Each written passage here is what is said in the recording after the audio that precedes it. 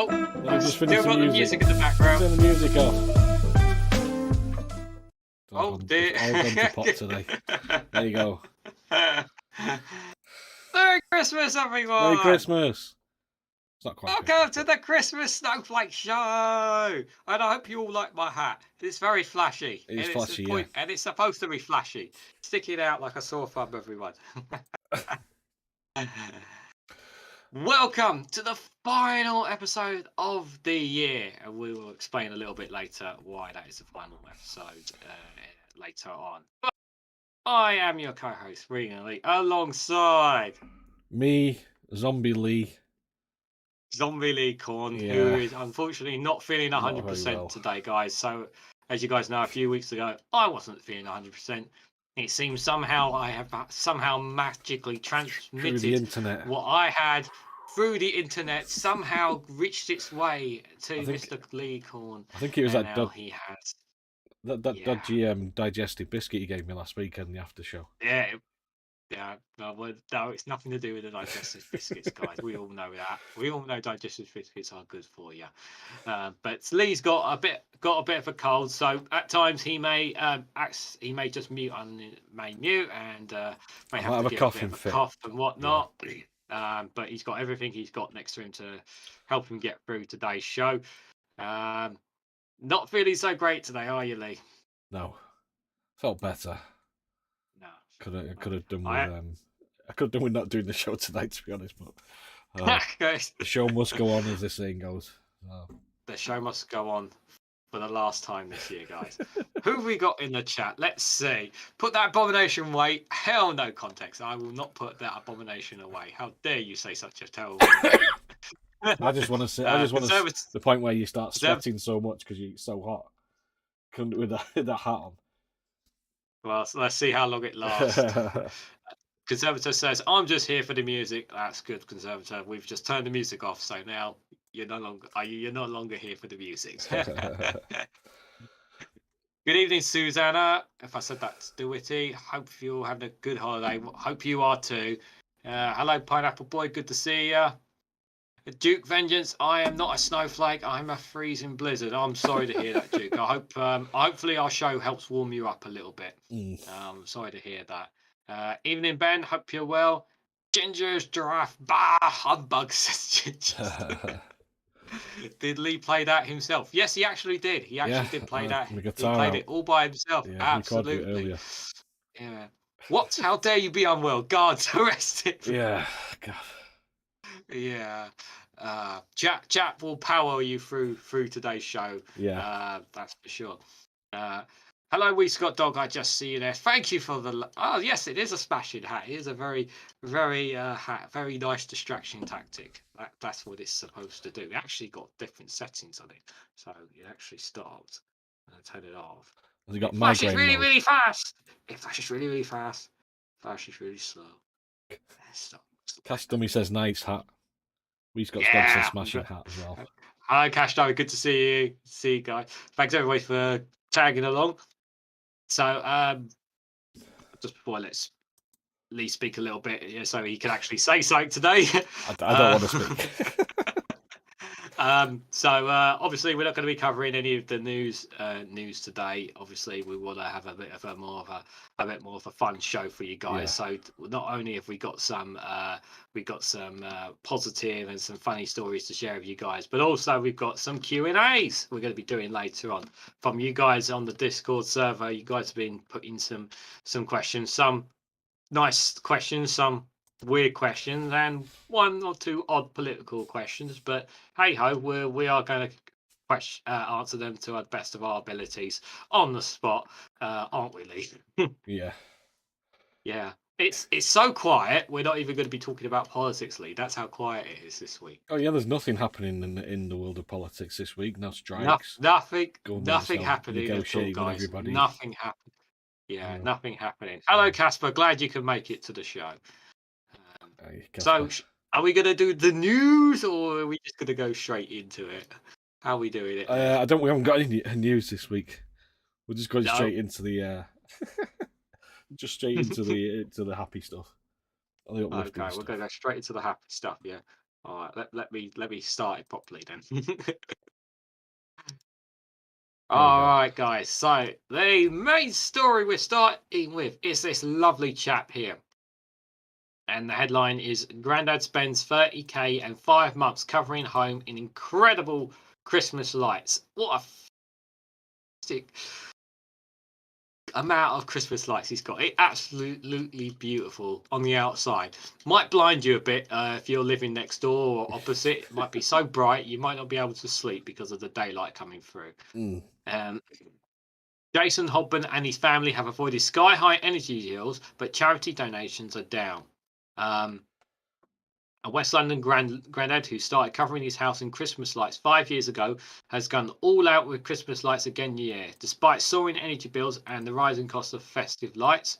While some Londoners have abandoned festive lights completely to avoid a sky-high bill, one household family are still determined to raise as much money for a children's hospice this year. Jason has been turning his home into a Feltham into a Christmas dream for 25 years, and in the last decade alone has raised almost £30,000 for the Shooting Star charity hospice. The family, who have been lighting up their home for 2.5 years in memory of their son, Tommy, who loved Christmas lights but sadly died when he was 4 years old. Mr. Holborn said, "If the Shooting Star was around when my son was ill, we definitely would have been going there because it's a fantastic place. It's brilliant. It's a brilliant charity. My son has already passed years before they bought out the Shooting Star, but I feel like I've got to help them." The charity brings a couple of children down there as well. The heartbreaking thing is they come down early and we put the lights on for them, so you don't see them a year later. It's really sad. So as I say, I've noticed a massive difference in the donations. Yeah. Determined to change his display every year, Mr. Holborn thinks he spent around £30,000 on festive donations over the last 25 years. This year, the family faced another cost as energy bills soared by 54% in April 22. Blah, blah, blah, blah. But it has worked out well, even though it wasn't intentional. I don't even think of it. I know of a few people who normally do, but it hasn't done it yet because of the energy prices. But he's still doing it. He's still doing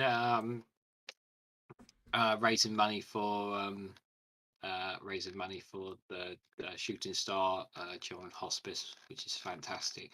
And it's despite the cost of living, he's still determined to keep doing it, and he still plans to do it next year, despite the cost of living going on, Lee. So you picked the worst time to come to it then. Yeah, I did. Oh God. Yeah, I mean, it's lovely he's doing this.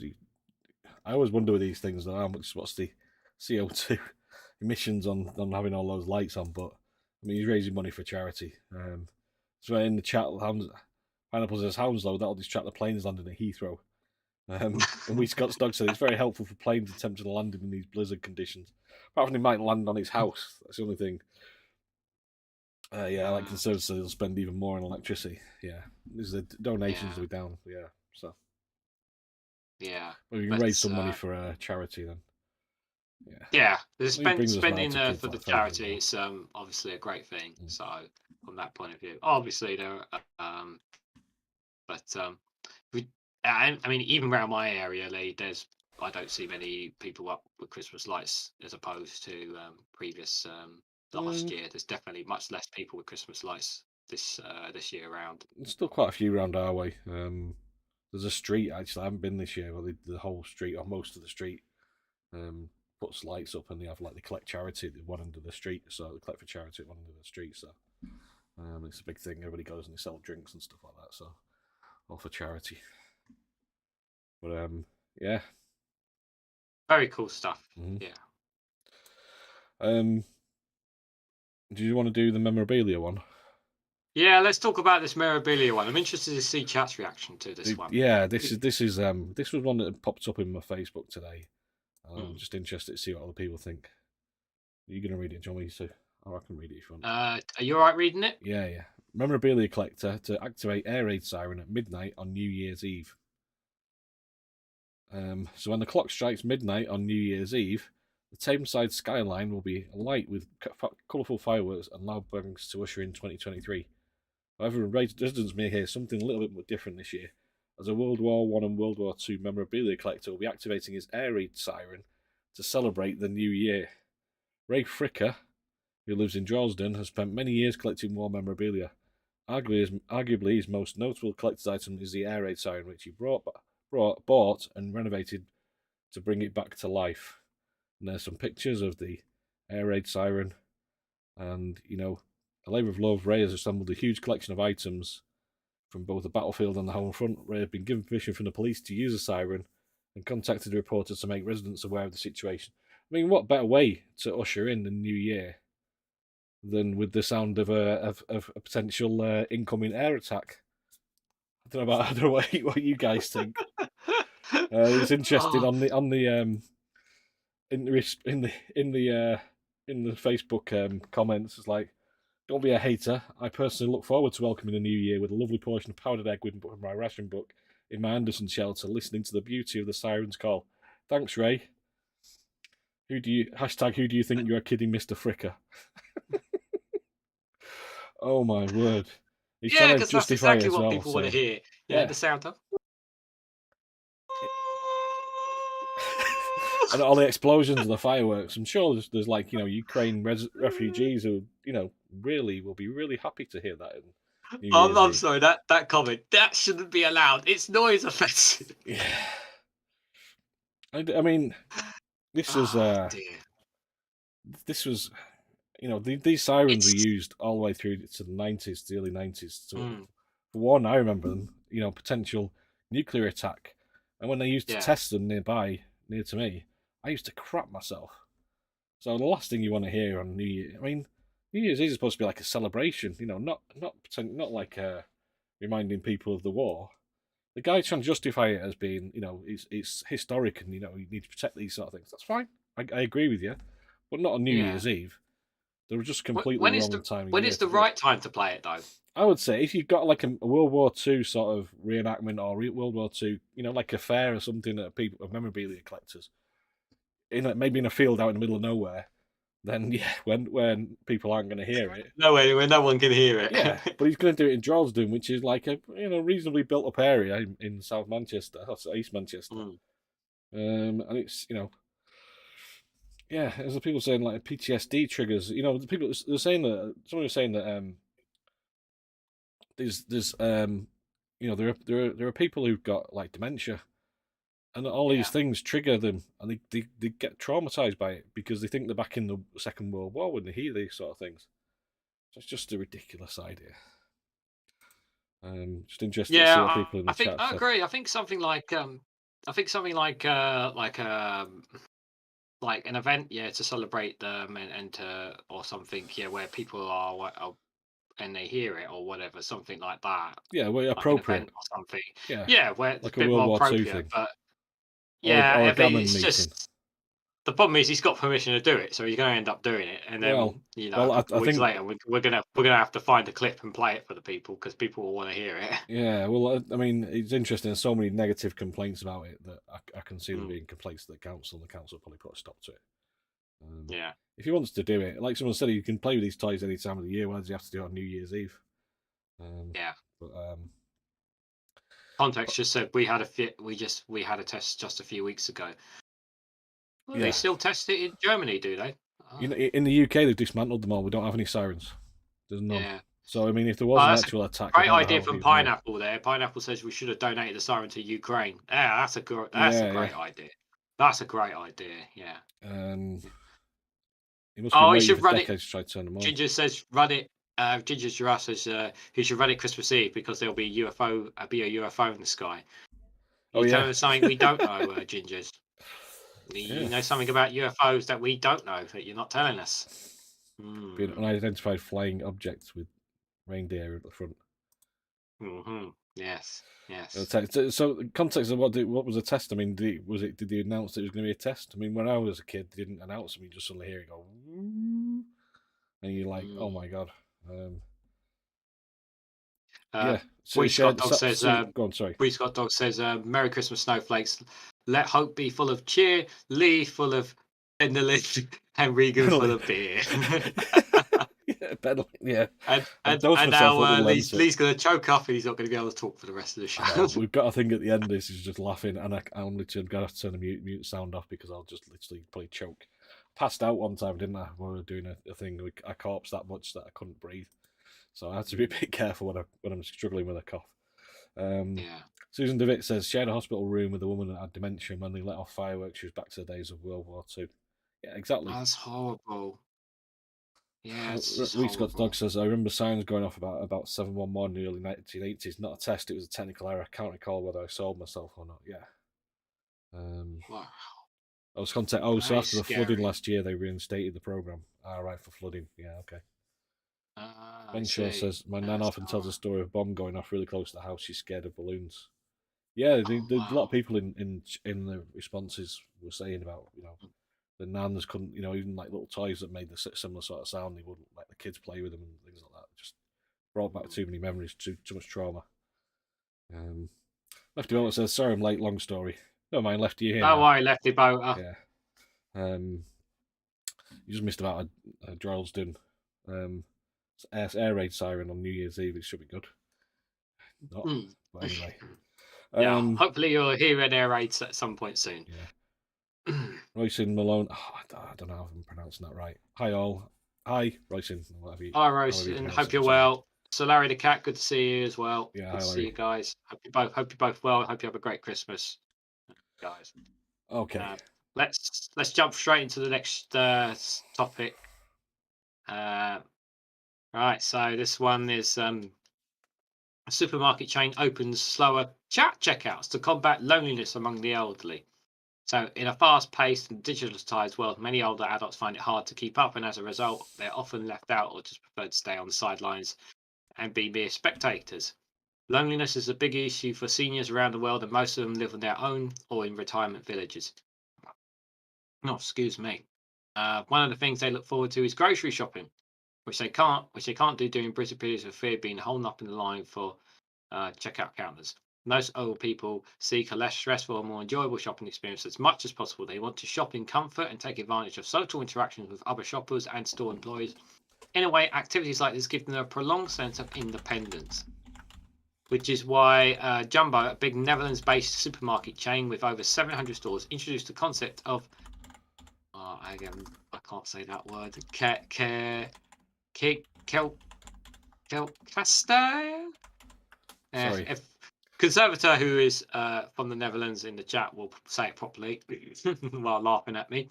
The term translates to checkout. It's a special lane for elderly or senior customers when they can check out their purchases without being rushed and they can enjoy an unhurried and regular conversation with the cashier. In the summer of 2019, slow lanes were introduced in Jumbo stores to support the One Against Loneliness initiative of the Dutch government. The first Kelkasha opened in Viermen, a town located in the North Brabant province. If I've messed up the words, I apologise. There are 1.3 million people over 75 years old in the Netherlands, and according to the Statistics Netherlands, 33% have reportedly feeling at least moderate loneliness. Aisles from the cash checkout, Jumbo also has a chat corner where residents, not just seniors, can sit together and chat over a cup of coffee. Paulette Kusterman van Aert, the CEO of Jumbo, shared that theirs is a family business and supermarkets have a pivotal role in society. More than just give place to get groceries, Jumbo Supermarket are also a great meeting place where means Jumbo Supermarket can help combat loneliness. It is just one of many things they could do to help alleviate people's loneliness. Much of the credit goes to Jumbo's kind, high staff working at checkout carriers. They're the ones who come face to face with elderly customers, strike up conversations with them, help them with their needs, and make sure they leave the store feeling good.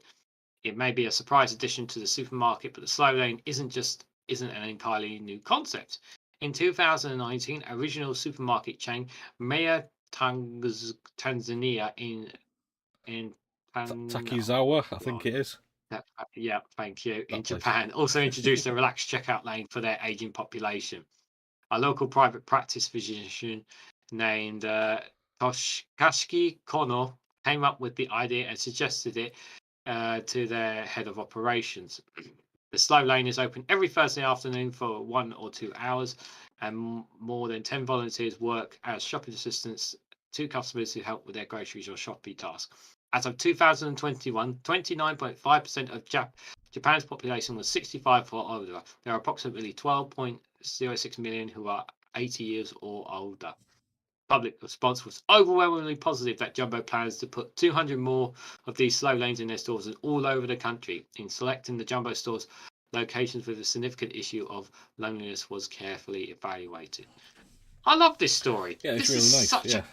such a great concept. Mm. Like this is imagine something like, I would love like something like Tesco's or Sainsbury's or somebody in UK supermarket take this idea. This is, socializing is so important for people, at all ages, and especially when you're older, and if you had a partner and your partner's passed away and you're living alone and that, and you don't have much family, and this kind of thing is so vital. The interactions and the chats that you have with people, it's so important. I love this. My hat off to in Japan for them doing it first, and for the Netherlands, and I hope to see more of this, not just there, but all over the world, because this is a great idea, and I'd love to see more of it. Yeah, I think they said they have like a little cafe or something for him as well, a little chat corner, where people can sit together and chat over a cup of coffee. Yeah. Yeah, that's really good. I know IKEA do a thing where you get free coffees, but they had problems with they're kind of taken over with certain like parts of it, like taken over with mums and things like that, and nobody could get a seat, so they're a bit. It's one of them you kind of trying to find a good balance of. Yeah. I think they had an issue in China where the old age pensioners were using it as a hookup place. Bit of the, in the bit of IKEA the cafe. wrong idea for it, yeah, shall we say? But anyway, No. getting back to the point. No, it's a really good idea. Yeah. So. Susanna DeVitt says it's hard getting older each year, fewer friends and family. So this is a good thing. Being lonely at the holidays or any time of the year is something to uplift the spirits. 100%. That's exactly it. Exactly it. Hello, Akis man. Good to see you drop in. Alice Stunk here. I hope you're well there. Good to see you as well. And Chatty Rat, who's jumped in as well. We Scott Dog said it's one of the reasons that so many, especially in rural areas, miss their local post office, bank, etc. Yes, 100%. Yeah, they were great places for because people go there not just for the post stuff and everything, but the interaction they have with people. It's so important to people to talk to others. 100%. Everywhere's been squeezed out. I mean, all the post offices are now just like little corner shops, or in WH Smiths or whatever. There's no real sort of a post office as such. There's very few anyway these days. Yeah, we need more. We need more in social interactions. That's for sure, guys. Cash Dummy says, I also found that if I turn up regularly and have a little chat, my chicken and kebab guy and our local Italian are nice to me and make it better, especially with a regular tip. Yeah, that's one way to get better service. But you're friendly to people, they're friendly back, and you get better service. Yeah, there's I'll just add another thing. Like there's this local chip shop. We don't go there much anymore because we don't live there. But when we were living there, me and my partner, we went there nearly every Saturday night. Like because I finished work a lot earlier, and then we would all be up there. My missus' grandparents would come because they go to the church around the corner, and the four of us all go there to they go there to the chip shop, and the waitress would actually take the tea and the coffee off the bill, Right. because we always kept coming, we always kept spending our money, and Right. we were always nice, and it wasn't just the food, it was the interaction, and even when we go there now, like there's people that we know the owner, and it's just like, oh hi, how you doing, like it's good to see you guys, how you doing, like all that interaction and that, so important. Love that. So I miss going there. So Larry the Cat says, travelling to the EU since Brexit have these slow lanes. Yet another Brexit benefit. So so some of the gammon can go in the slow lanes and chat as much as they want. To the That's gammons. that's not how we interpreted it. Sorry, I'm going But, off topic there. Oh, never mind. We I'm not Castamere, wearing we've this got hat dog properly, am true I? these. Oh, what did we say? It's one of the reasons that so many specific. Oh, you missed. So yeah. Always got through these little chats while doing business and shopping important to life quality, and older you get, the more important they become. And Duke then just says, "Me introversion says no." Yeah, I think if you're introverted, then the last place you wanted to go is the chat lane. Depends what chat lane. Yeah. Yeah. Okay. I think there was an interesting comment about Father Christmas there about Yeah. Ginger Shall Giraffe. we? Chatty Rat says Ginger Giraffe Santa won't be in the sky over UK as one, he's an EU national, so no freedom of movement. Two, he's not got customs clearance. Yeah. Yeah, you're right. He hasn't declared his papers yet.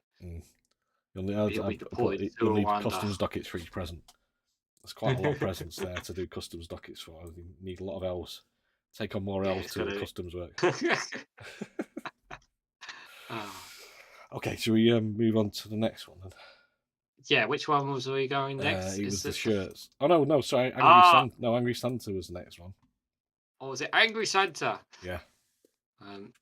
I'll let you decide if you want to play the video or not.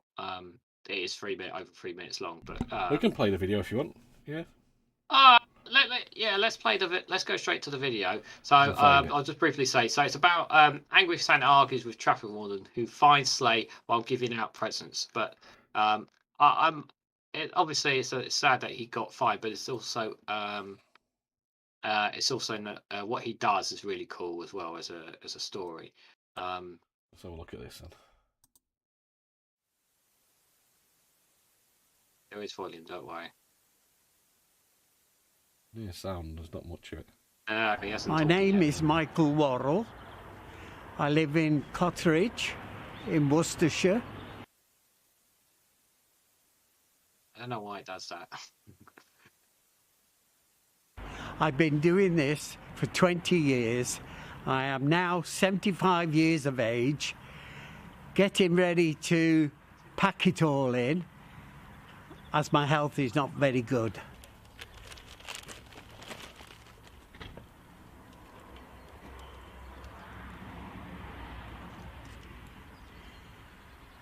I went to New Hope on Saturday, and on the way back I called in at Worcester Town Centre, which I've done for long times, and to give out sweets for the children.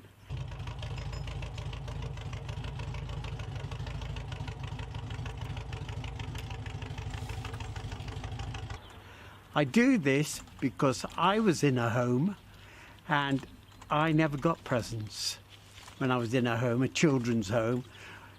So this is why I like to give.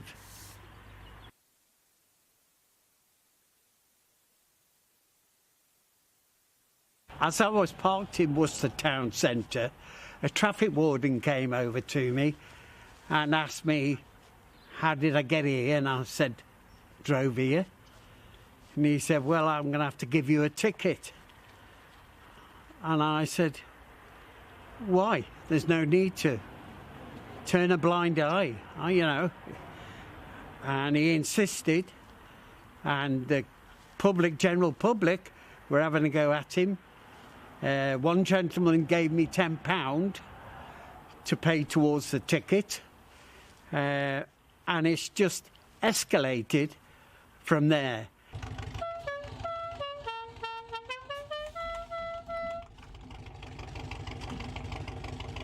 As the traffic warden was handing me the parking ticket, I refused. He put it in an envelope and I said, post it to me. And he said, where? And I said, to the North Pole.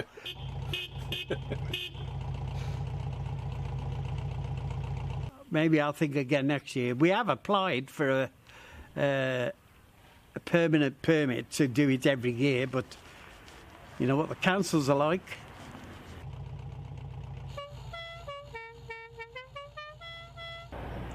As long as I make children happy and the parents happy, that's all it's about. Christmas.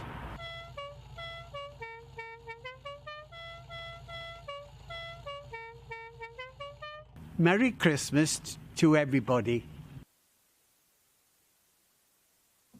That's I love what he Yeah. does. That I love what he does. Yeah, and Hugh Zebediah Thomas, hi Hugh, said jobs worth Britain. Those exactly the words I was thinking. I was thinking jobs. What is a jobs worth? More than my job's worth. That traffic warden. He could have just turned a blind eye, but no, he needs to. Well, when it was happening, I mean, I don't want to talk too much in the story, but obviously, when it was happening, there were people around him hurling, like people were really hammering the Yeah, traffic warden, and even one guy basically said, "I'll pay for his fine." Basically, Yeah. someone actually came forward and said, "I'll pay for the fine," and Santa said, "No, you're not paying for this fine. No, don't be silly." Um, but City Council spokesman said they could not comment on individual cases, but confirmed the fine was issued for driving in a pedestrian zone. Yeah, they could And have. I'm just like seriously, like. But anyway, take that aside. Take that story aside, guys. This guy does this every year. Dressed up as Santa, with the sleigh and everything you guys saw in the clip. Absolutely, hats off to this guy, for someone who knew what it was like to not have a Christmas, not get presents and all that, and to do this for other kids. I think it's a wonderful, joyous thing, and obviously we don't know if he's going to do it next year. I hope he does it one more time next year, so we can actually do it as a positive story and talk about it.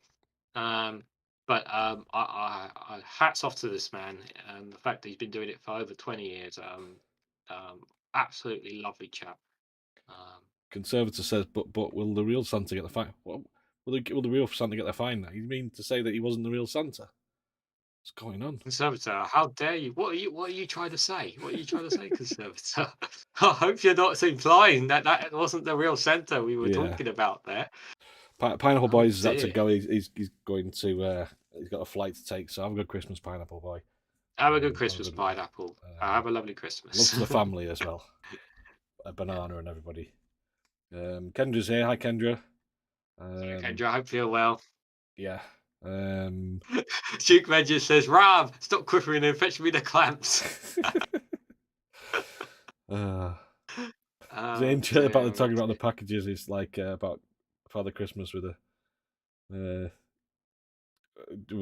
carrying the packages, and Duke Vengeance says Santa tied to a chair in a dimly lit room, being interrogated by Sutler Braveman.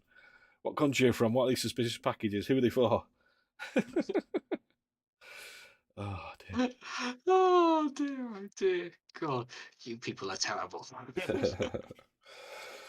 Love to the so Laura Cat says love to the cat, love to the family, Colin. Yeah, love to the family. Yes, love to the family, Colin. Love to the family, Colin. In limited in a specific way, of course, Colin. Top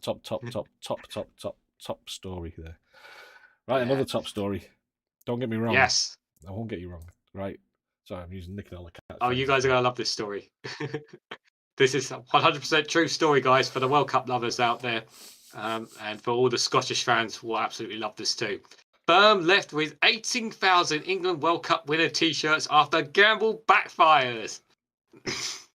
Carl Baker thought he was onto a winner when he printed the shirts ahead of the World Cup quarterfinals, but his gamble didn't pay off, with Gareth Southgate's side being sent home after losing 2-1 to France.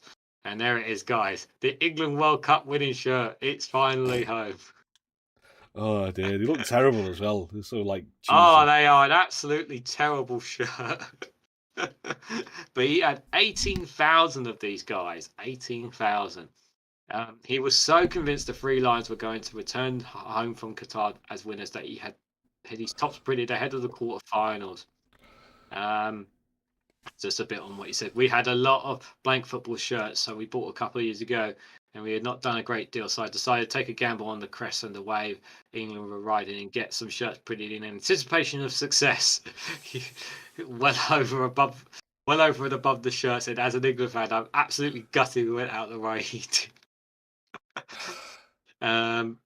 In a message to customers on the website, we have reduced the price of these unique items and we certainly won't be getting any more. So where we pride added to your collection, use it to clean the windows. We don't know. The farmer free added that while the cost of making the shirts wasn't too expensive, he has already sold a few. There are still some more to get rid of.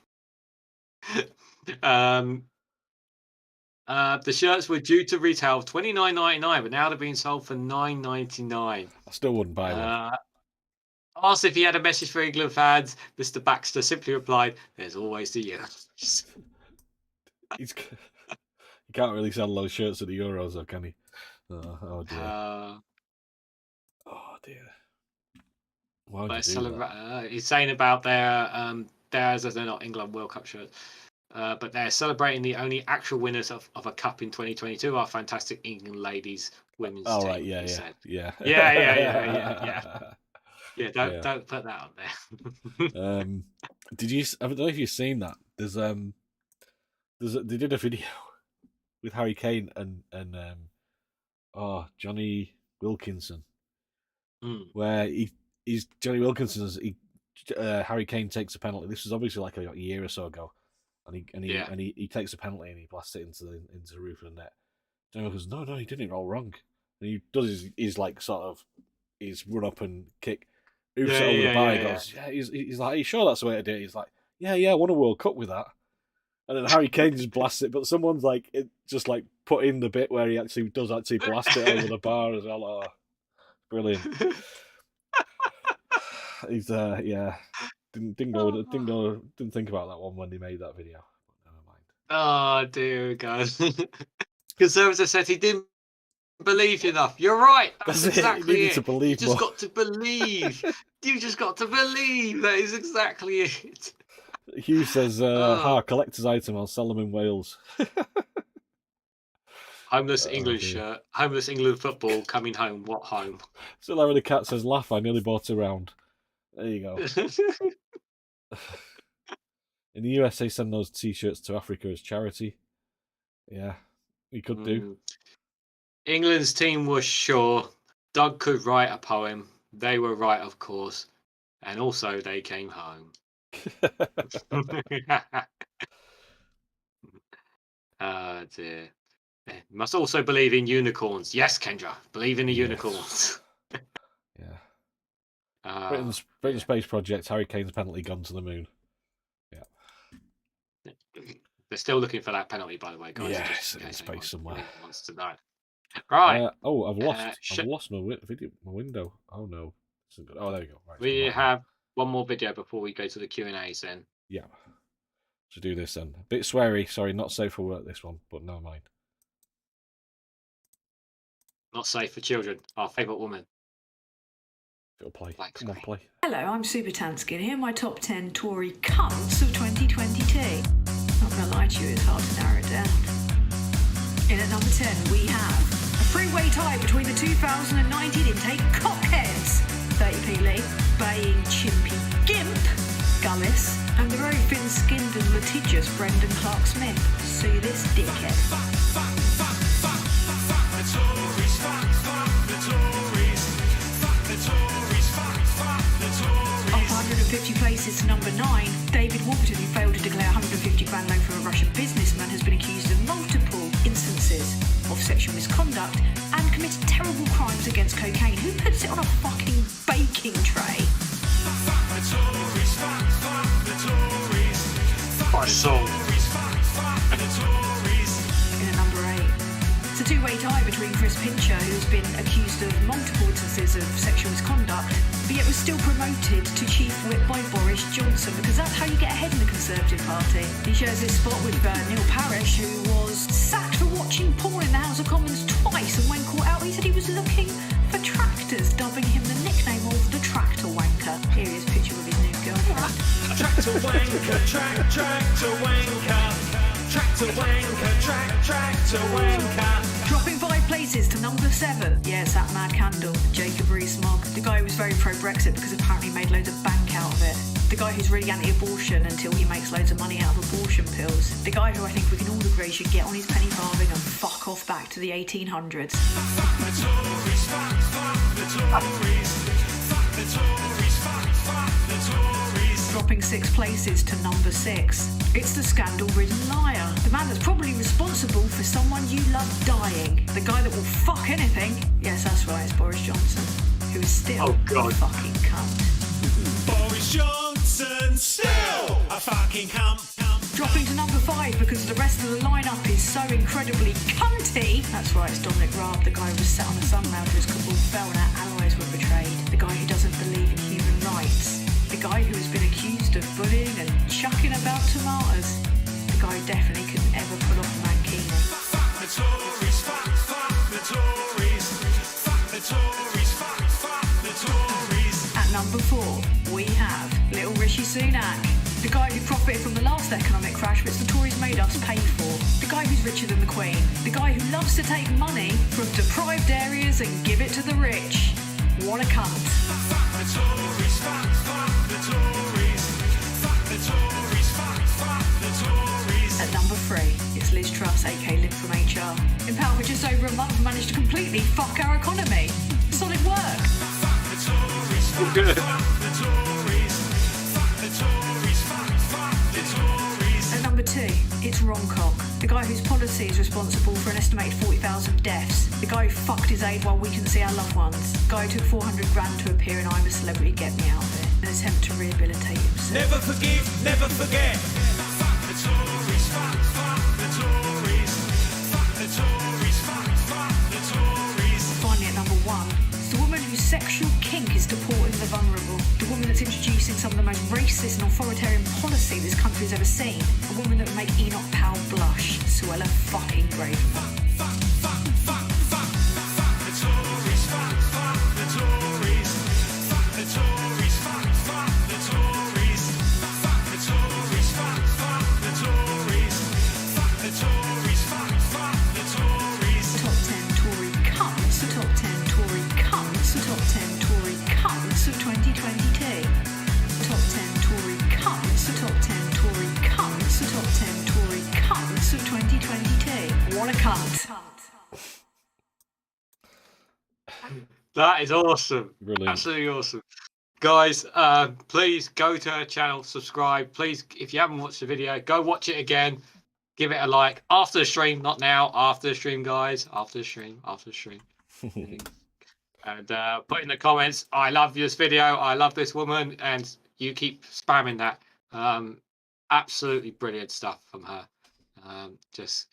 Getting a little bit of effing the Tories off our chest there. Because I know some people were itching for someone to do it. So we'll let her do it for us. Oh dear. Oh God! I know you see some comments in the chat. Go on, say There's just something. lots of people laughing about it, finding it hilarious. So it says Supertansky is wonderful. No, she's fucking wonderful. Customer says, well, she's not, but holding back. Who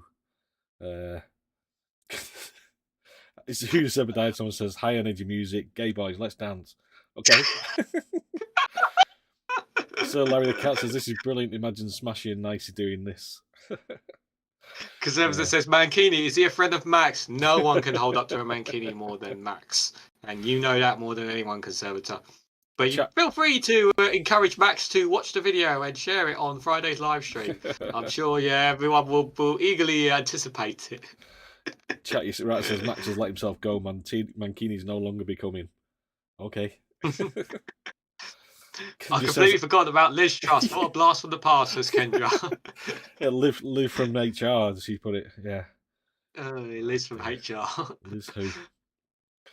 Professor Tim Wilson and the pencil cupboard room Matt Hanwig. I like Professor Tim Wilson. There's some good videos. I like the way you were bobbing your head, Regan. Yes, I was bobbing as I was going along. I know people were seeing that. So Larry says they're all cunts. Yes, true. They are indeed. And Scott's dog says this is great. It's just like Top of the Pops with extra cunts. Oh, brilliant stuff. Oh, yeah. Again, guys, go check out her channel if you haven't. Like, seriously. Right. Right. So Q&A time. I'm gonna have to put this. I'm gonna have to. Chat's gonna get me angry with me in a minute because I'm gonna have to take this off. No, It's I'm still not going to flashing. take it off. Actually, I'm going to leave it on because then chat will get mad because I said I was going to keep it on. No. So we got some question and answers, guys. So we did. So I set up on the Snowflake server some Q and A's. So you guys, yeah, just. So obviously we already said that we weren't going to be talking too much about politics today, but we wanted to do some questions and answers. So some of you guys had some interesting questions for us that for us. So if you guys have any questions in the chat that you want to give to us, give us let us once we finish these ones. What I'll try and do is if you guys put any questions in the chat, I'll try and keep an eye out and then I'll scroll back to them if we miss it. But I did ask on the server if you guys had some questions for us. So the first one was a very, very important one, Lee, from Conservator. Okay. And it is for both. The Okay. question was it love at first sight or did it grow slowly? In what way? I don't know. Conservator's asking the question. If you ask me about my wife, yeah, it's love at first sight. If you ask me about Reagan, I don't think he's not really my type. Sorry, Reagan. Apologies. That's all right. As for it took a while for it was a bit weird. The first love, it wasn't love at first sight for me and my missus. It took a while, but yeah, it got there. I thought you were talking about me. First month's a bit awkward. Actually, yeah, he's all right. I think it's to talk about like what is it? I don't know what the first time we did this.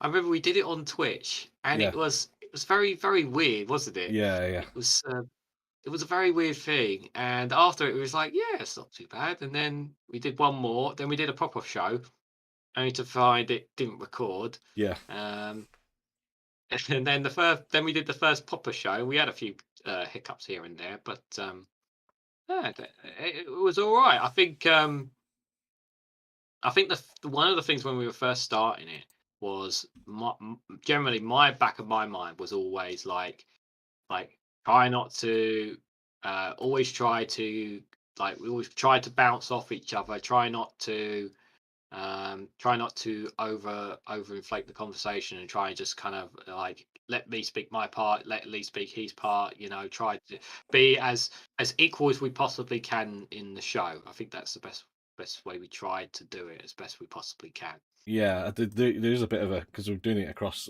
obviously you get a little bit of a delay, so you want to talk and you're trying to find the gap to interject or whatever. So there's a little bit of trying not to talk over each other and stuff. But yeah, he's we get on okay on the show, on the stream. We get on out. We used to do the games nights, didn't we, back in the day on the other server, and always had a good laugh. So we kind of knew each other from that.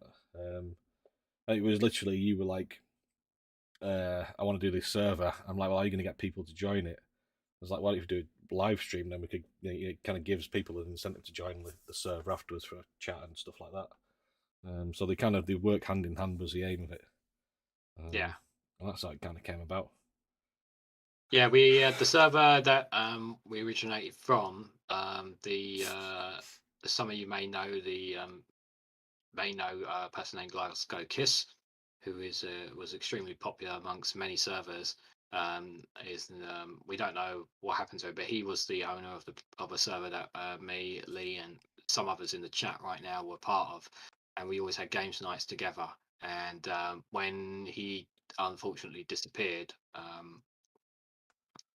it was kind of getting quite dejective, and my fault was obviously to try. The idea of the Snowflake show was Lee's idea. He's always, Lee will speak. I don't want to put too many words in Lee's mouth, but he always wanted to do something like this. Not just doing it on his own, but doing it with one or two people, just to have like a group of people to always bounce stuff off, sort of thing. And I wanted to set up a new server because the server we still got it, but it's nothing happens on it.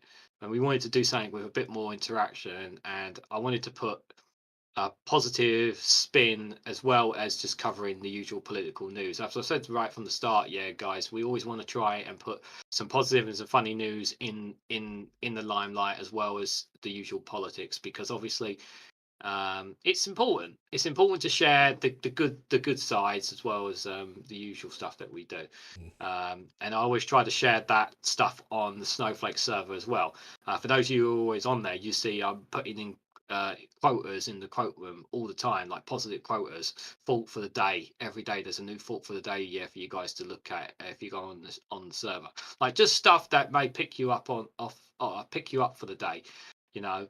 And a few weeks ago we did our first like music live stream where we were talking about sharing all kinds of musics, yeah, with one another, and it was absolutely awesome. You know, we hadn't done anything like it before, and it was so cool. And we're going to be doing one in the start of the new year as well, which we're looking forward to. And the games nights, we just absolutely have a blast with the games night. I mean, honestly, if you guys, even if you're new to Discord, you know, it's not something you don't need. We don't do things every day. I mean, it's like there's plenty of time in between. You know, we've just got this one show here, and then obviously we have some events going on around. But obviously, it's like everybody's got breathing time to go and do their thing, work, whatever, live your lives and all that kind of stuff. We don't intend at the moment, like we're a long way off from ever wanting to do more than one live stream. You know, that may change in a few years' time. Who knows? You know, nobody knows can predict the future. But right now, we're happy to do one show a week. And as long as you guys are happy with it and enjoying the content, and yeah, that's all that matters really in terms of that. So, number 3 is here. It says hello, peeps. hi, number 3. I hope you're well. Alistair Care is that to go. He says, guys, you keep up with good, excellent content. You have a great Christmas and New Year, besties from Scotland. Need to go get early. Need to go got early. That's all right. That's all right, Kier. You take care. Have a great Christmas, Alistair.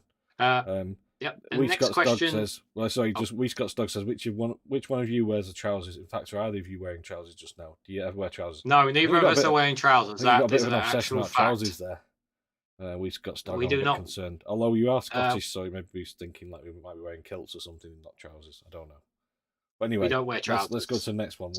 That's a silly question. You should know that, Doug. Silly man. Right, next question. Akismad says, for both, when you hang your jacket up, or indeed anything up, why do they clearly hang down? Right, so gravity. For Akis, yes, there's this thing called gravity, guys. See, like, I'm going to give you an example here. So just to help Akismad and help the chat. So you see this pen I've got here. Like, as you can see, the pen fell. That is called gravity. So when you hang something up on a hanger and it goes down, that's because of a thing called gravity. So there is why things clearly hang down for Akismad. Okay. I'm glad we cleared that up for you, Akismad. Yeah, I hope that helps. If anybody's got any other science questions for us, we'll be happy to answer them. Yeah. Duke Vengers asks a bit of a downer one, but I think it's an important one.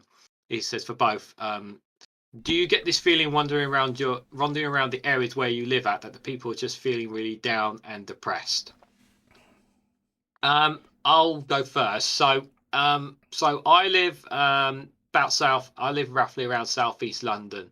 I do for people. So where I live and the areas around I am, they're not so much affected by the cost of living crisis as opposed to outside of London. Because I work in retail, as most of you know, I do not see the effects of the costs of living here in plain sight. However, there is a food bank round the corner where we are.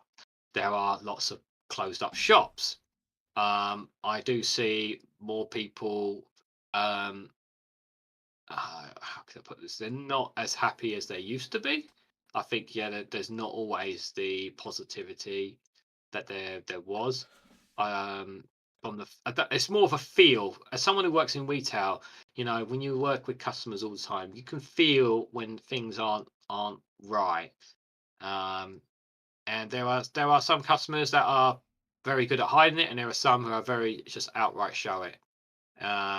So there is some of that, but I think there is also some people who are determined to stay positive no matter what around here. But as I said, because of where I am, I don't see it as obvious as opposed to other parts of the UK. For me, I don't really leave the house much, so. But I think I know, speaking to her wife, she works in retail as well. They had a lot of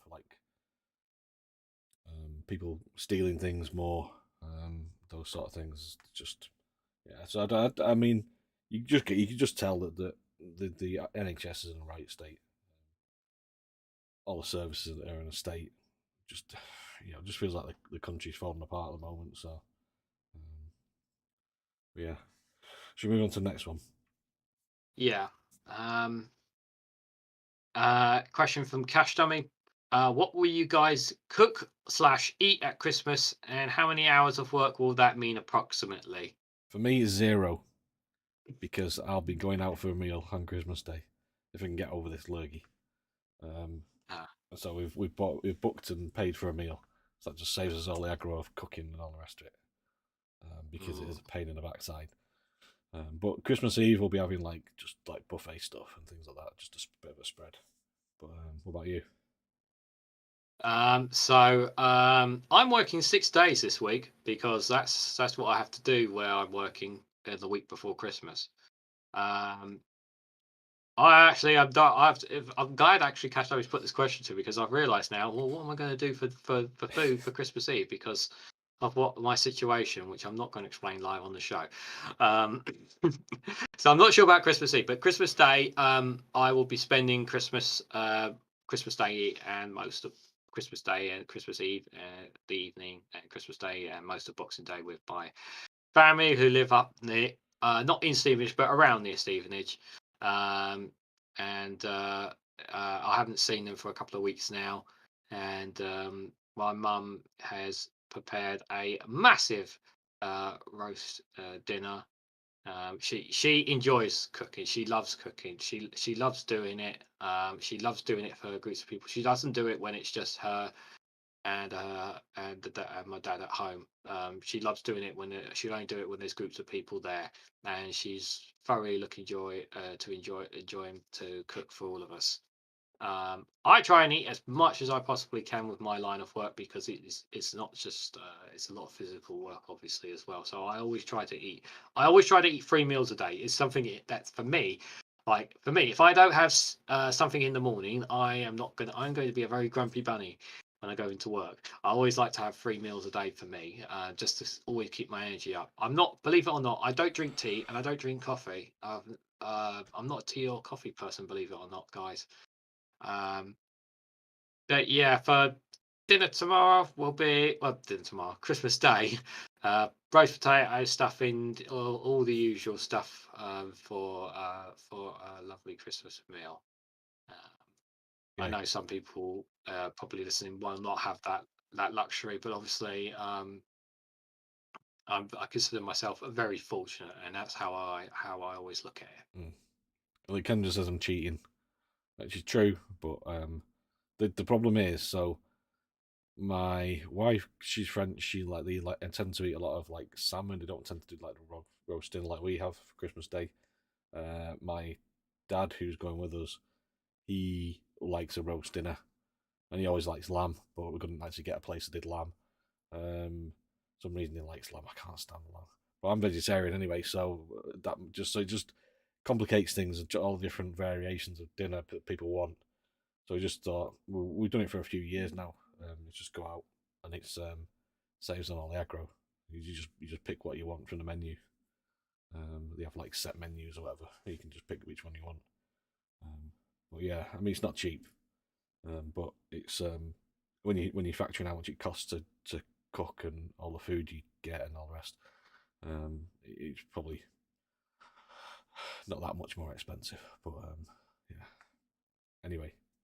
Yeah. Moving on. So next question. This is a nice question from Ginger. So, have you guys met in person, or did this all come about online? If in person, was the show convinced at a bar or heavy drinking involved? Was the idea mutual, or did one of you pitch it to the other? So we already explained obviously how we kind of started the show. As opposed to have we met in person, the answer is no. Will we meet in person? We plan to at some point. Hopefully, maybe even next year.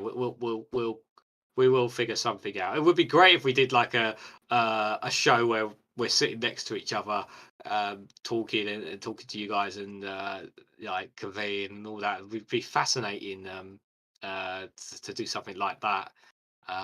But But we live like about 200 miles apart, so it's a bit difficult at the moment. well, at the moment, yes, but that obviously may change next year. Right.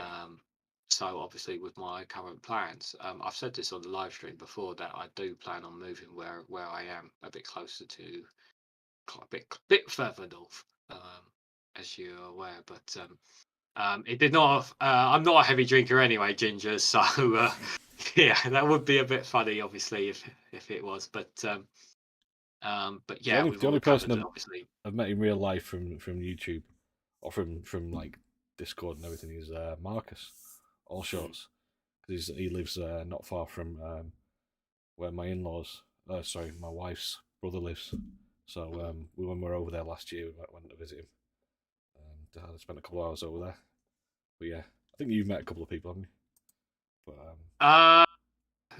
I've only met Kendra Thompson in the chat, guys. That's the only person I've actually met. I've always wanted to meet. I should go out my way to try and meet Pineapple Boy, considering he doesn't live too far away from where I am.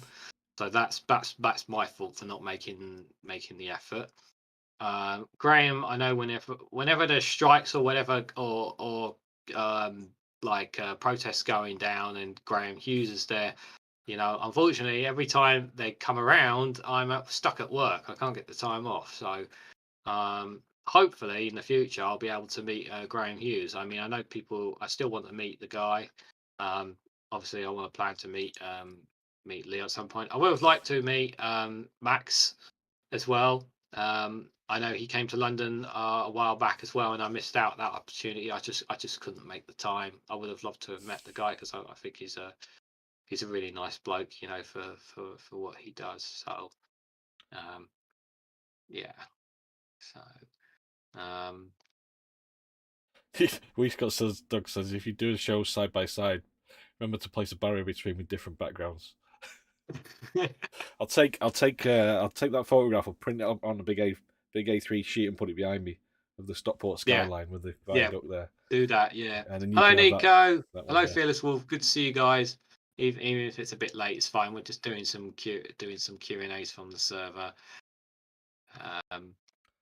Right, let's just go for the next question. This is a good question from Jeremy Goff. I don't know if he's here or not, but this is from him. He says, "Who are your favourite politicians currently and historically?"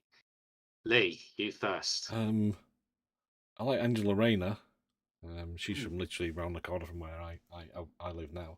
But Angela Rayner, I think Keir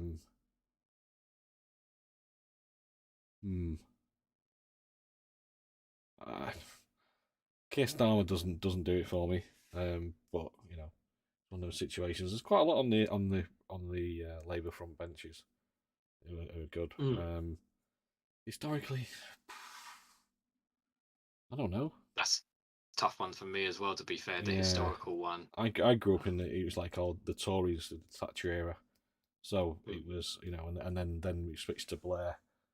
So they weren't great. There weren't many great ones. John Smith, I had a lot of respect for. It's a shame what happened. He kind of never got to be Prime Minister. Former Labour leader who unfortunately died of a heart attack. I think I like Paddy Ashdown as well. I had a lot of respect for Paddy Ashdown. I mean, there's some now like the Green Party leader. I forgot her name. She's really good. Caroline Lucas. Caroline Lucas, yeah. Yes. But yeah, there's very few Tories I actually have any time for. But yeah, how about you? Actually, one or two of them, my favourites, are actually from America. I'm actually a very big fan of Alexandria Ocasio-Cortez Mhm. from America. I think when she first came to light, and some of the speeches and videos that she's done over there, I would love to have somebody like that in our political sphere. I would just say there's definitely Andrew Rayner here is definitely one. I have to agree with Lee. She's the things that she just just says it as it is, and is not afraid to call out things that aren't necessary. Yeah, there are some really powerful ones. I'm really interested in David Miliband. I wouldn't say he's a favourite one. I mean, obviously there was talk of him potentially coming back into politics. I would have liked to have seen him as Labour leader. I just want to know how Labour would be, where they would be now if he was picked over his brother, because he seemed like somebody with a safe pair of hands at the time, because of political stuff.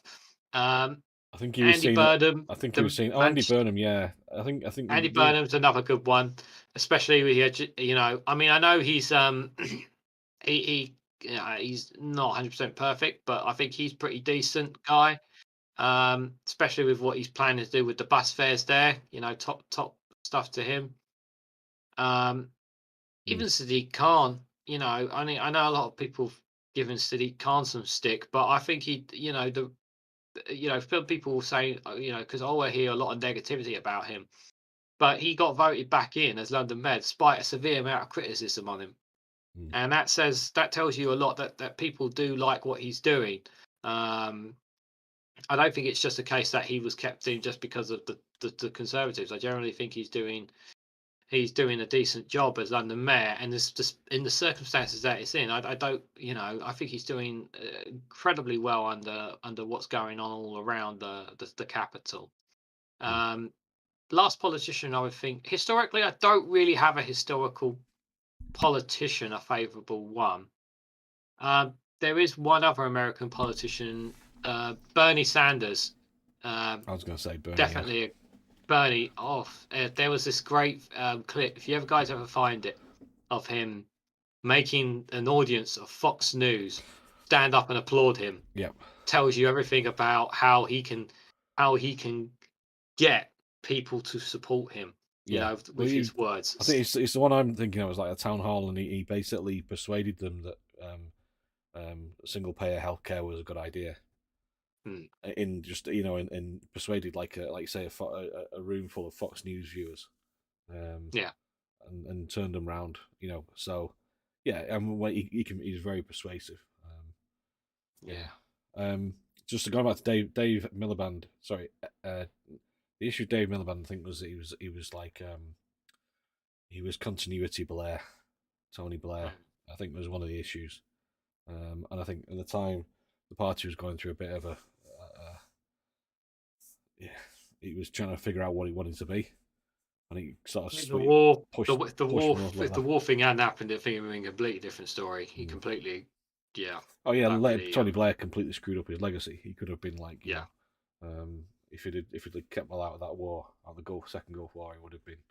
It probably wouldn't have had any problems. It'd still be well thought of, but completely screwed it up.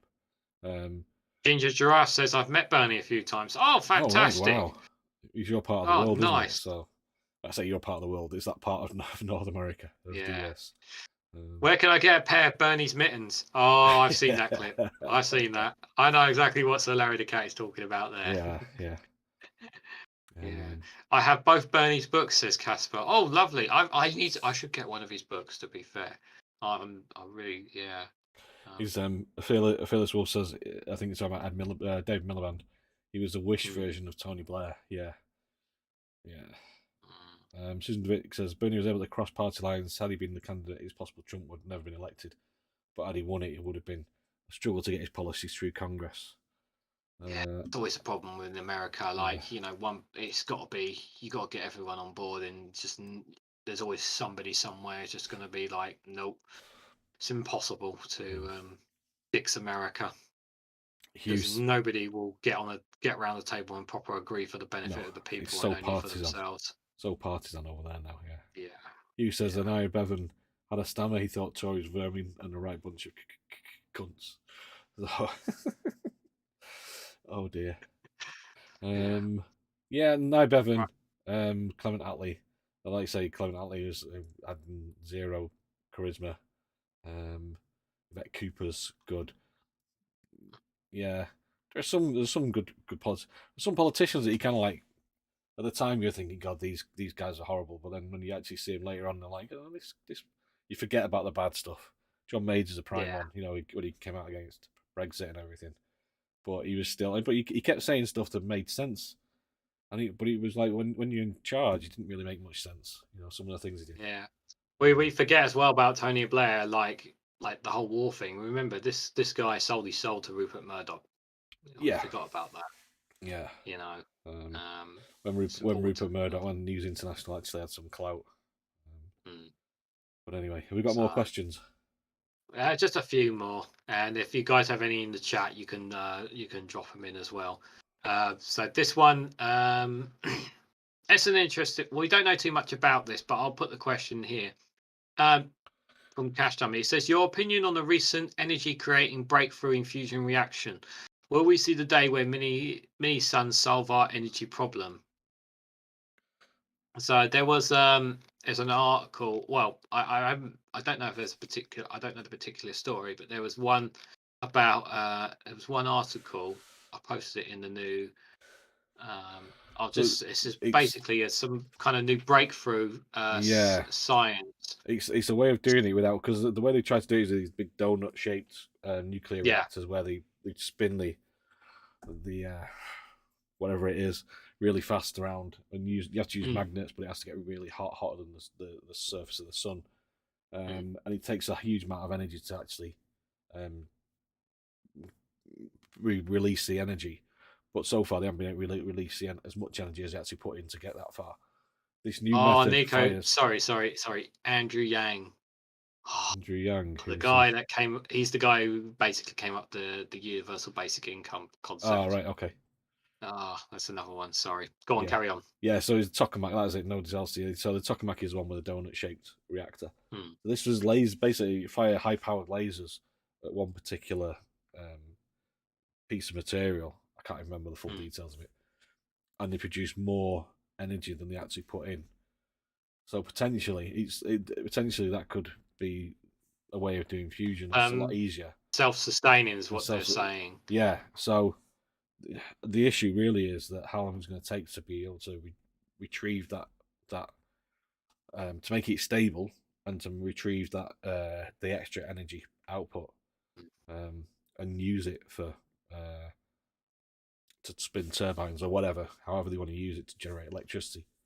And they're talking about 30 years away. Unfortunately, the joke about nuclear fusion is that nuclear fusion is always 20 years away. So we'll see. It's it's a long way off. It's not something that's going to fix our energy problems very soon, anyway. No. So I think it's a great breakthrough and could have great positive impacts in terms of like how much the amount of CO2 you would basically remove the need for CO2 or production of CO2 in that in energy production, but it depends whether companies actually put money into it and how long it takes to do that. Yeah, we'll just wait and see one, isn't it, really? They put 2 more questions. 0.05 megajoules in and got 3.15 megajoules out.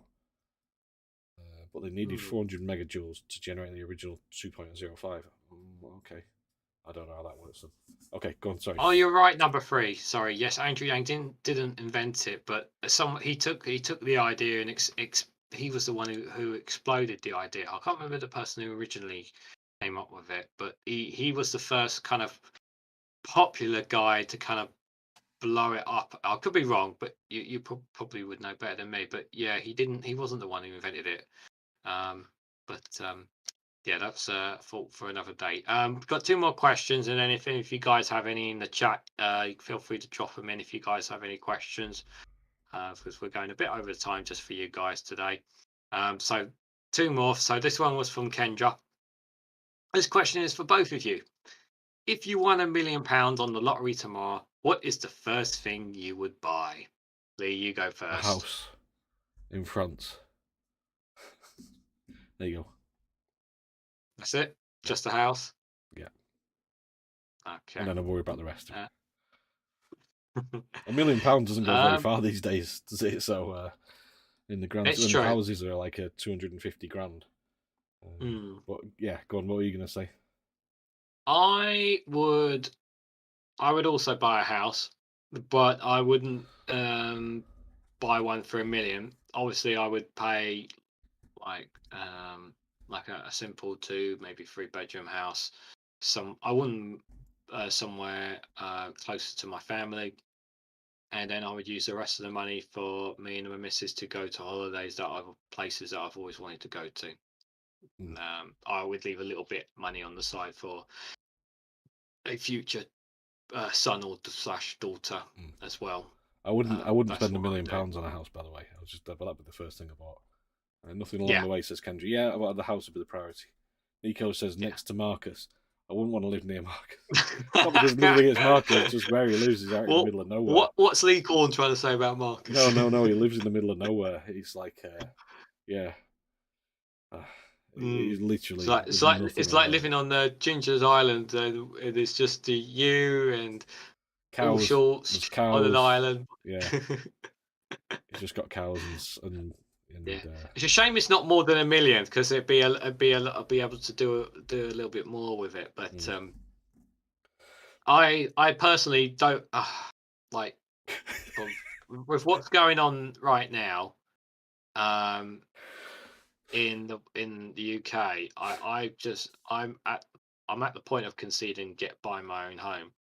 So unless that kind of money drops on top of me, obviously I have no intention of buying a house as of right now. Do I intend to buy one in the future? Not right now, because I don't feel like wanting to spend 30 years trying to pay it off, plus interest and all. I just don't want to go through hoops to do that myself. So if it means I've got to rent for a living, I'd rather do that.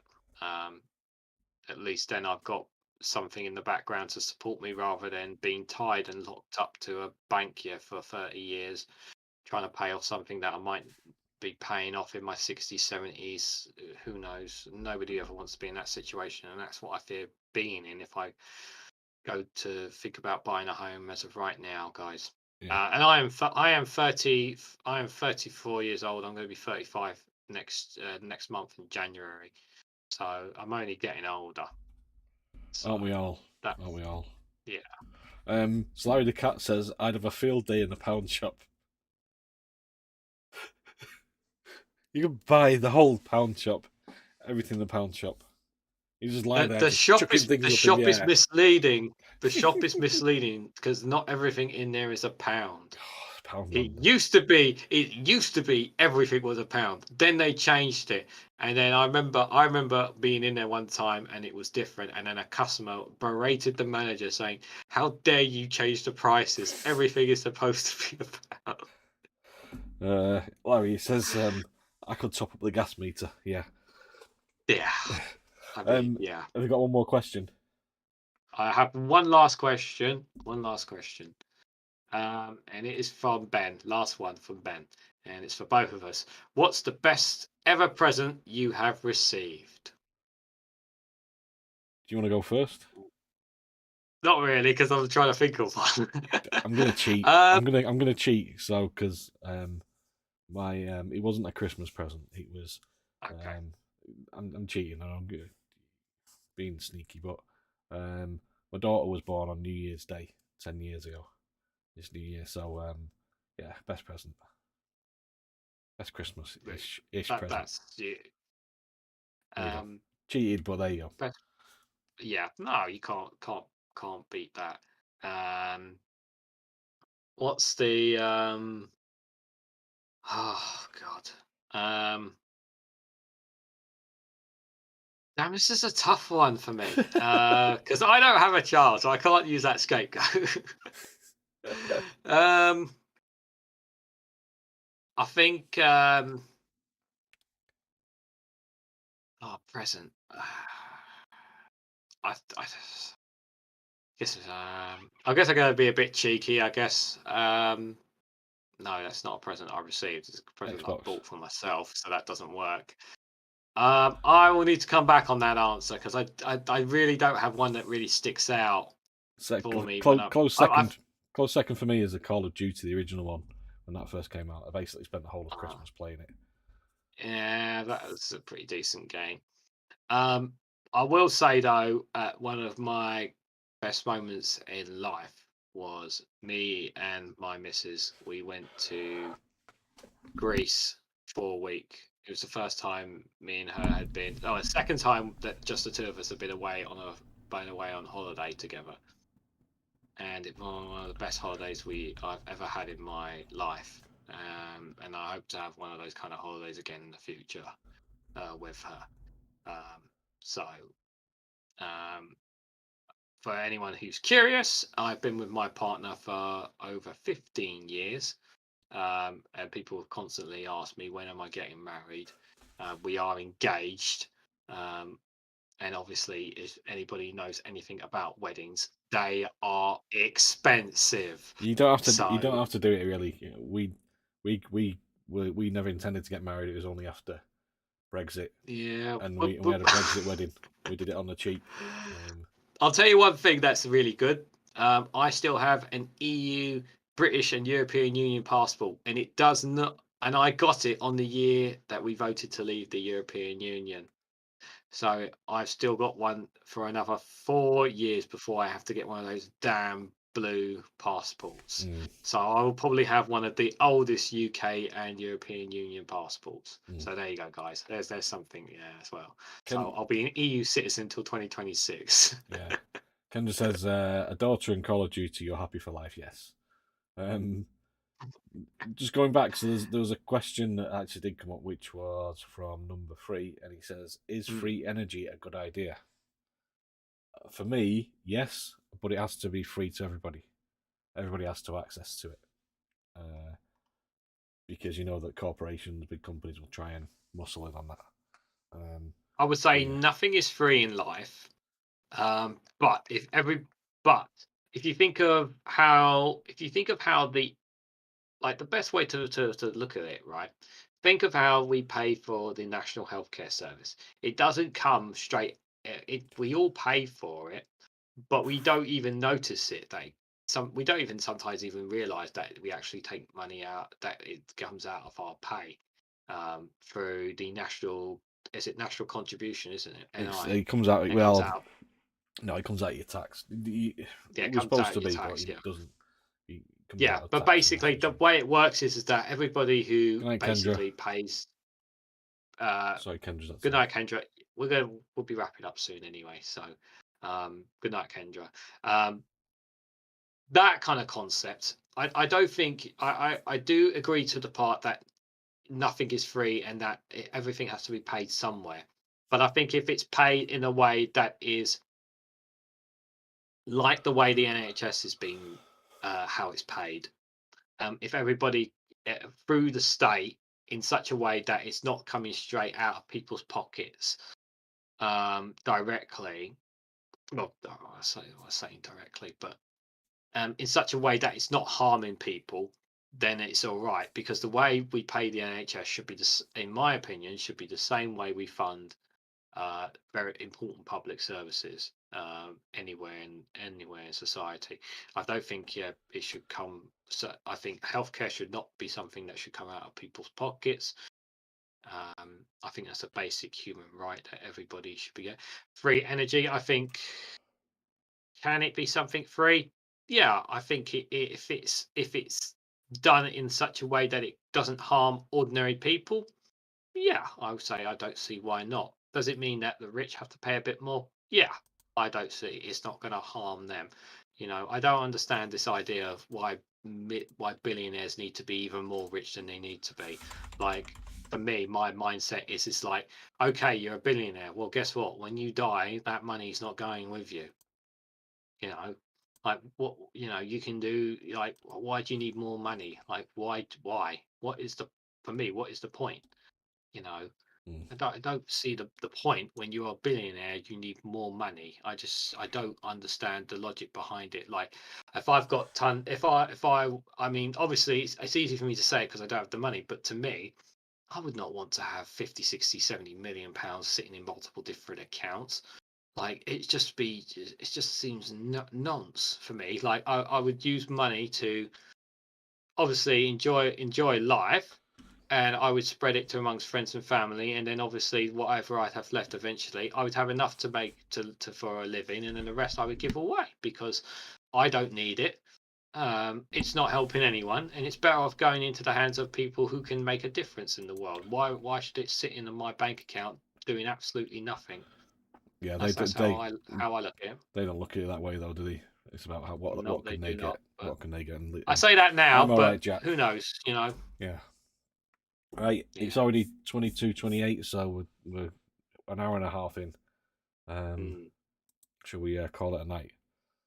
We will call it a night here, guys. So I'm just gonna wrap it up with a couple of things. So, guys, if you can, before you head on your way out, if you can hit that like button, be greatly appreciated. Obviously, if you guys can share the show across other social media platforms, we really appreciate that. And of course, if you guys hit that bell notification icon next to the subscribe button, so you'll be notified next time we go live. And speaking of when we go live, so the first bad news, of course, is we will not be doing a show next week. There will be no Snowflake Show next week. Reason being for this is, first and foremost, Lee will not be here. He will be away on a very nice, well-deserved holiday. So he won't be at home. So he won't have his computer and his setup, because Lee is the one who's doing the work behind the scenes. He is the man when it comes to all that. And yes, I am going to say that. So obviously people will say, well, why not you do it, Regan? Problem is, I haven't had enough time to play with OBS. Is it OBS? Yeah. Yeah, OBS. I've not had enough time to get my head around OBS, guys, to run a live stream. I need more time to do it. So that's why there will be no show next week, guys, for next week. Which brings us to the following week. So let me just check the calendar here, guys. So Wednesday the 4th of January. So will there be a show Wednesday the 4th of January? That is if I can do it. So Lee cannot do that one either. Lee will be in France, so Lee will be unable I could to. do it. Well, I could join on Discord, but I couldn't actually do all this. You know, the Snowflake Yeah, Show. so all that sort of in stuff. theory, Lee could be in the be here, but he wouldn't be able to run it. I would have to do it from my end. Now I'm hoping I will get some time around then to be able to get my head around OBS and be able to run the show. Whether it will be successful or not, I don't know. It certainly will not be as stylish and as lavish as what Lee does here on this side. You but won't have snowflakes dropping down. yeah, it won't be anything like this, guys. It's going to be very basic, but if it means we get to do a show, we will try and do one. But we will definitely return but one thing is for sure, we will definitely return, guaranteed, Wednesday the 11th of January. So if we don't do one in 2 weeks' time, we are guaranteeing you one on Wednesday the 11th of January. We will notify you guys on the channel. We will notify you guys on the server. So that we will assure you. I'm just also going to say this here just before we wrap up as well. I may do a show, Snowflake Show, like a private one for the Snowflake server next Wednesday. If you guys want to do that on the show, on the server, I can do it on the server quite comfortably because it doesn't require too much work. I won't be able to do it here on YouTube, but if you guys want me to do one, I can do one on the server for you guys to watch along and chat to as well. If you guys are interested in that, I'll put that question mark to you guys on the server as well. So I can do something like that. At least we can have something there for you guys. So I hope that, guys, helps. Helps. Snowflake Show on strike? No, it's not on strike. It's holiday season, obviously, and there's lots of stuff going on, obviously. The show is not over. We're not done. It's just a case. It's going to be a bit of a hiatus. But we are going to come back. It's definitely we don't intend to. We're not like we're done. We really enjoy what we're doing. We love the fact that people come in and tune in and enjoy our content, and we really appreciate it. And we have, as far as we're concerned, we have no intention of ending the Snowflake Show at all. So it may be a bit of a hiatus, but we do intend to come back to it, guys. That's one thing we definitely want to do, because we enjoy doing it. We're both happy to keep doing it. If you guys want us to keep doing it, we're going to keep doing it. So that's the good thing. Yeah. So, we go. Anything you want to add on that? No, it's just Christmas. We have other things going on. We can't really. It's difficult. For We me, both but work full time as well, just for I'm in France. Next Wednesday, I'll probably be driving down to France. So I work I'm working 6 days this week, guys. Like, I'm working like 40 dozen so plus hours, and I'm absolutely killing myself at work. I'm not joking. I am absolutely shattered. Lefty Auto says Marcus to fill in. I don't know. The issue is that Marcus, it would need somebody to do the OBS stuff. Is the thing. Marcus has all that set up, so but I don't know whether he would want to do it, because last time he was here, I did all the OBS stuff. He just didn't have to do anything. He just kind of just appeared, which was kind of the deal. Was like, you don't have to do anything. You just have to come on and just chat. And he was like, okay. So, but to get him on and actually then do produce a show as well is quite a bit of an ask. I'm not gonna pressure anybody to do that. It's not fair for them to ask them to do that anyway. And the fact is, as far as we're concerned, they've been more than kind enough. Like All Shorts, Daily Blase, Van Man Talks. The fact that they guys have given shout outs to the show on their channels means an absolute nothing but love and respect for them for doing that to us. We never, they promoted it on our behalf. We didn't ask them to. They did it on their own accord. So nothing but love and respect for those channels, guys. If you haven't already subscribed to them. Ben Shaws says, before we leave, can Regan say "Int Milk Brilliant"? You have to say it in a northern accent. Milk Brilliant. You have to say Int Milk Brilliant. What? Eat Milk Brilliant. I don't know how he wants me to say it. Oh, it's a show. It's probably before your time. The Fast Show. We used to have a guy on there. They used to go, "Int Milk Brilliant." Yeah. As if by magic, the shopkeeper appeared to Sir Larry the Cat. Again, another throwback to the 1970s. Yeah. Right. So, thanks for coming, everybody. There's stuff also going on the Snowflake server with movie nights and games nights and stuff like that. Still be going on. Yeah, I've got movie night tomorrow night. Yeah. I'm going to do a Christmas one. If you guys want to come on and watch along, I haven't decided. I haven't figured out what Christmas movie yet, but I'm going to find one. Okay. And then what else was I going to say? Oh, just the usual. Hit the like button. If you don't hit the like button, you're a Tory. Simple as that. Yes, So make you sure are you hit that like conservative. button. Yeah, you're true blue. Like I say, share on the on other social media platforms if you can. Unfortunately, because not going to be here for a couple of weeks, it might lose a bit of momentum, but we'll see how it goes. But Look, we will be back. We said it before. We'll say it again. We will be back, guys. Everybody have a great Christmas and a great New Year, and love to your families. Love to your families. Stay safe, guys. Look after yourselves, and don't be afraid if you guys need to talk or whatever. Yeah. We're here on the Discord or whatever, our social medias. So doing the After Dark if things after aren't this. going well, you can talk to us. Yeah. Don't be afraid. We're all here for each other. Whatever. We're not struggling as much as other people, and some of you guys are struggling worse off. But it doesn't mean that you guys can't talk about it with us. It's all. Don't be afraid to reach out and talk. Very important, guys. So yep.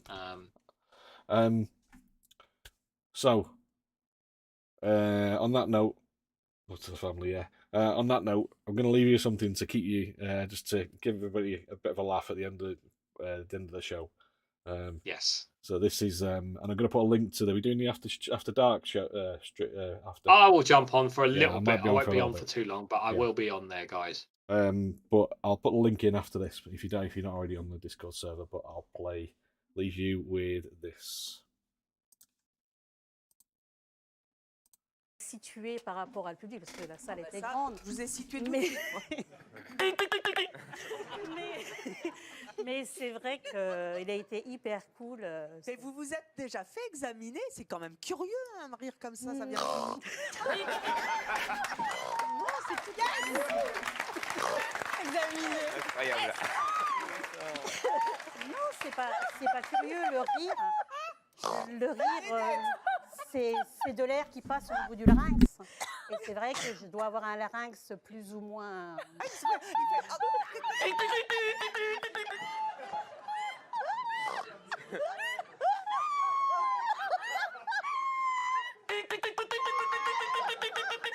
Même à imiter, c'est impossible.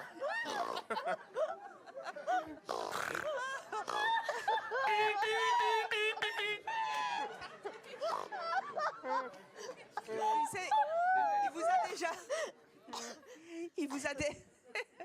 Après, moi, quand je suis partie aussi. Hein. Il vous a déjà mis dans des difficultés pas possibles.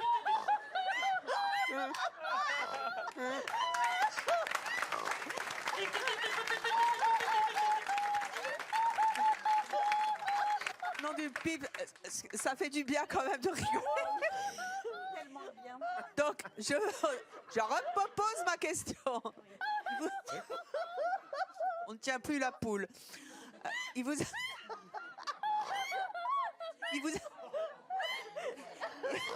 Attention. Il y a la poule et la mouette qui s'y mettent, on est mal. Et klaxon est reparti. Nassima! Oui, excuse-moi. Votre rire de klaxon vous a déjà mis dans des difficultés dans des endroits publics, ce rire de klaxon? Oui,